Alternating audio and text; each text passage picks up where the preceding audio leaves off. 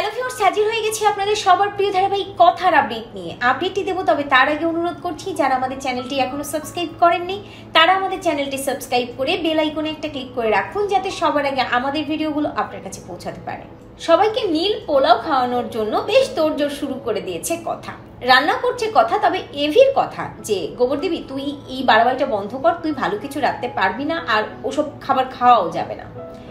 কথা সবার জন্যই রান্না করে, যেহেতু পহেলা বৈশাখ, তাই সবার কাছ থেকে আশীর্বাদ নেওয়ার জন্য কথা কিছু ওই দুর্বা ঘাস তুলতে যায় জানলার পেছন দিকে, এবং সেখানে গিয়ে কথা ওই জানলায় বিভিন্ন রকম বিষয় স্পষ্ট করে দেখতে পায়, যেগুলো কথাকে বুঝিয়ে দেয় যে এই জানলা দিয়েই ওই মুকুটটা চুরি হয়েছে, এবং কেউ না কেউ এই জানলা দিয়ে মুকুটটা চুরি করেছে খুব টেকনিক্যালি। এই বিষয়টা এভিকে তো বলতে হবে না।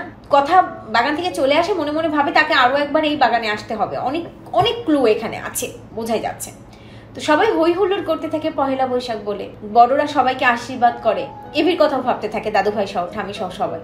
এভি দাঁড়িয়ে থাকে বা এভি পাশে থাকে ঠিকই, কিন্তু এভি তো সকলের সাথে মিশে না ওইভাবে, এভি বড়দের কাছেও আসে না ওইভাবে। একটা ছোট্ট জলসার আয়োজন করা হয় সন্ধ্যাবেলা।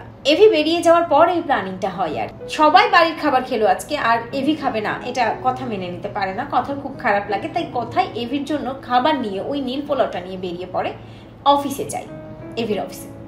এবং সেখানে গিয়ে এভিকে একটুখানি খুনসুটির ছলে হলেও পোলাও একটু খাইয়েই দেয়। আর ঠিক যখন কথায় এভিকে পোলাওটা খাওয়াতে যাই, তখনই ওখানে ম্যান্ডি আসে। রীতিমতো দেখে অবাক, তেলে বেগুনে জ্বলে গেছে ম্যান্ডির কথা, যে এই কথাকে আমি না তাড়িয়ে আর কিছুতেই পারছি না, কথাকে তাড়াতেই হবে, আর আমাকে গুহবাড়িতে ঢুকতেই হবে। আমি আজকে এভির সাথে লাঞ্চ করতে যাব, খেতে যাব, তার জন্য কত প্ল্যান করে এলাম, আর কথাকে এভিকে খাইয়ে দিল, হতেই পারে। এভির একটা ফোন আসে, এভি একটু বাইরে যাই, অমনি ম্যান্ডির কথাকে বলে যে তুই আবার এভি চারপাশে ঘোরাফেরা করছিস, তুই এভির ক্ষতি চাইছিস, সেটা ওটা অনেক কথা। ম্যান্ডির কথা যে কিছুতেই এভি তোর খাবার খাবে না, আর আমার সাথেই এভি যাবে, আমরা একসাথে রেস্টুরেন্টে যাব। তো কথা এভিকে বলেছে যে আমিও দেখবো কিভাবে উনি খাবারটা না খাই, কিভাবে উনি রেস্টুরেন্টে যায়। আজ সন্ধ্যাবেলা বাড়িতে একটা ছোট্ট জলসা আছে এবং সেখানে এভি যাবে, কথা এমনটাই বলে ম্যান্ডিকে। এভি কি করবে না করবে সবটাই কথা ঠিক করছে, ম্যান্ডি ঠিক করছে, খুব রেগে যায় এভি। তবে ওই অফিস থেকে বের হওয়ার আগে কথা এভিকে বলে যে আজ যদি সন্ধ্যাবেলা জলসায় সে বাড়িতে আসে, তাহলে ওই মুকুট চুরির বিষয়ে অনেক তথ্য তাকে দেবে কথা। যখনই কথাটা বলে ফেলে, তখন কিন্তু এভির মাথায় বিষয়টা ঢুকে যায়, বোঝাই যাচ্ছে এভি ওই মুকুট চুরির রহস্য উদ্ঘাটন করার জন্য সন্ধ্যাবেলা জলসায় কিন্তু যোগ দিচ্ছে।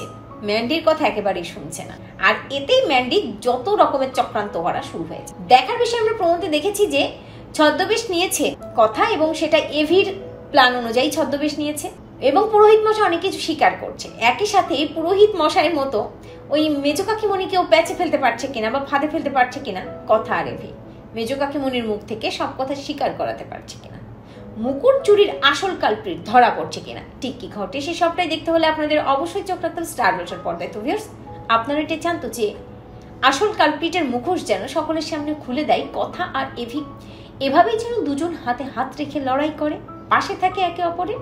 কমেন্ট করে এক্ষুনি জানিয়ে দিন আপনাদের মতামতটি, আর কথা ধারাবাহিকের সকল প্রকার লেটেস্ট আপডেট সবার আগে পেতে আমাদেরই চ্যানেলটি সাবস্ক্রাইব করে বেল আইকনে একটা ক্লিক করে রাখুন, যাতে সবার আগে আমাদের ভিডিওগুলো আপনার কাছে পৌঁছাতে পারে।